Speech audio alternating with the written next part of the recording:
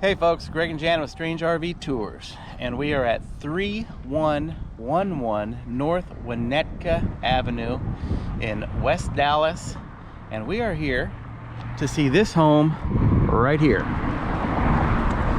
On January 6, 1933, this home became infamous. This is the location of a murder committed by Clyde Barrow of Bonnie and Clyde fame. Now this house at the time was where Lilly McBride was living.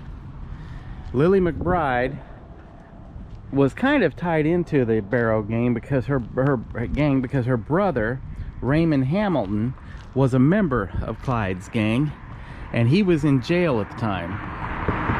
And they had devised a scheme, Bonnie and Clyde did, where Clyde had taken some hacksaw blades and put inside of a radio and given the radio to Lilly to give to her brother, who was in jail at the time, so that he could use the blades to cut himself out of the jail cell. Well, Clyde stopped by here. Bonnie and Clyde did. Bonnie parked out front. She probably would have parked somewhere in this area here, while Clyde walked up to the door to ask Lilly if in fact she had given the radio to her brother. When he was approaching the door, he did not know at the time, but there was 6 sheriff's officers that were laying in wait for Mr. Otis Chambliss, who was actually Lily's boyfriend. Clyde did not know that. Otis was wanted for robbing a bank in Grapevine the previous week. As Clyde approached the door, he had his shotgun in his hands, and Lily's sister, who was staying here at the time with Lilly, screamed out of the window, "Don't shoot, my children are in here." Clyde Barrow immediately started shooting, and he killed a sheriff's deputy by the name of Malcolm Davis. Well, all calamity ensued in the firing back and forth, and Clyde took off running and ran back behind the building to the street located on the back side of the building, where Bonnie had circled around and picked him up, and they made their getaway. After this incident, the hunt for Bonnie and Clyde became much bigger because of them killing a sheriff's deputy. The manhunt became much more involved, and they were eventually killed 1.5 years later in an ambush in Gibbsland, Louisiana. But this is the original home, and this home is actually, they've been talking about destroying the home or moving the home. There's a gentleman in Fort Smith, Arkansas that wants to purchase the home and have it moved there.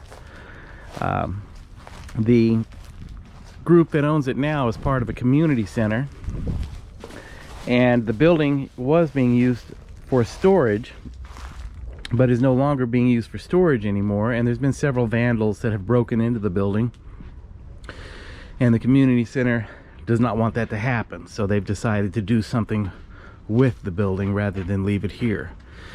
We were lucky to actually be able to get here and film it before it's either destroyed or moved.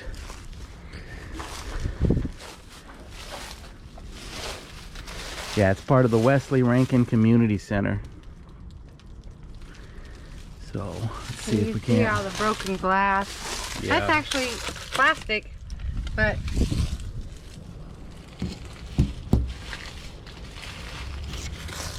give you guys a little peek at the inside of the building. But this is where history was made.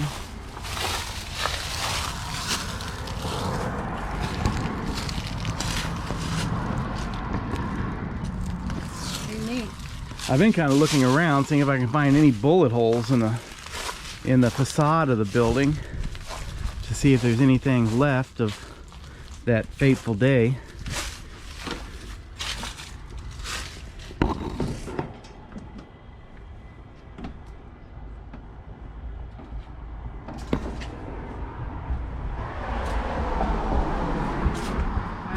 But it was because of the murder that happened here that everything ramped up and Bonnie and Clyde was eventually ambushed. It's got the original wood floors in it still, with some water and termite damage.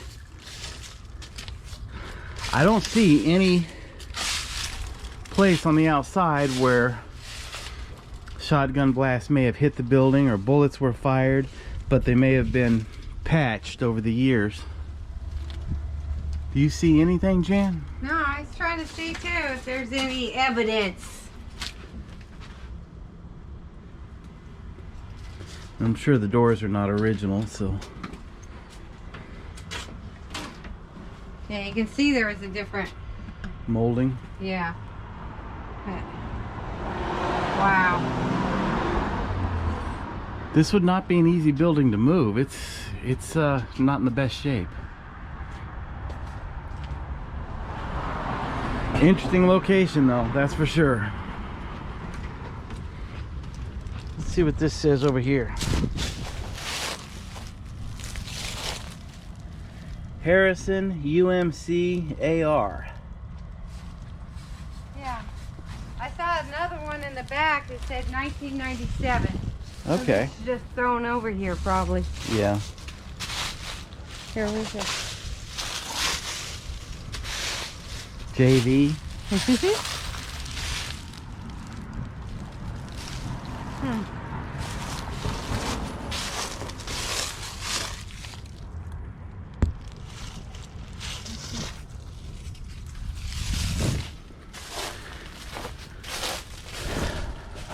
Boy, I wish we could get inside this place.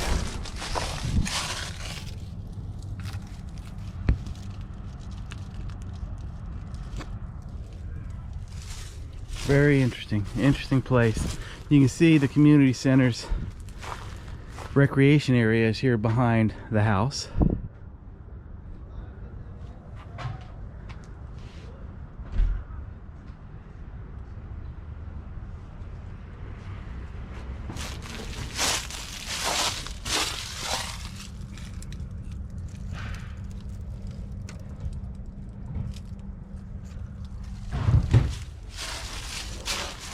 It's a shame. This little house should be turned into a museum of some sort. But once again, we enjoy going to places like this because when you see the movies, everything's so glorified that you actually end up rooting for the bad guys. And Bonnie and Clyde were not good people. At least at this point in their life, they weren't. And they terrorized a lot of people and caused a lot of people's deaths, and a lot of people lost money because of Bonnie and Clyde. When you see a movie, they make it out to be romantic and glorified, but in reality, it was brutal.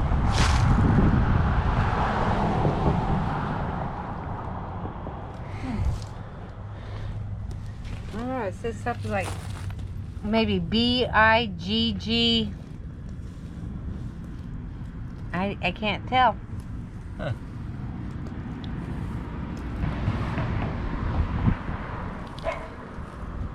Stamp the concrete. All right, now when they left this house, from what we understand, they made their way over to Devil's Back Porch. Yeah, it's on Singleton, way down that way. Singleton Road is actually 1 block that way, 2 blocks.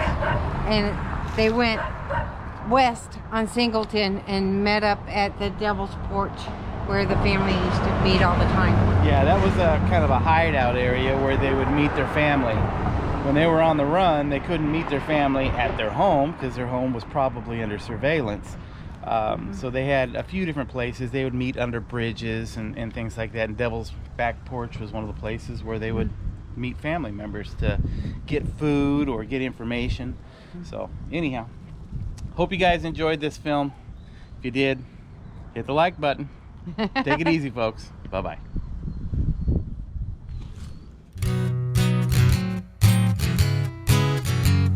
Strange RV tours will take you places with Greg and Janet's smiling faces.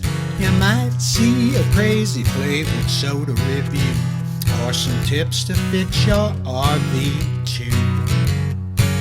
So come along, won't you join us, friend, as we discover what's around the bend. Just sit right back in your easy chair. Strange RV Tours is on the air. Strange RV Tours is on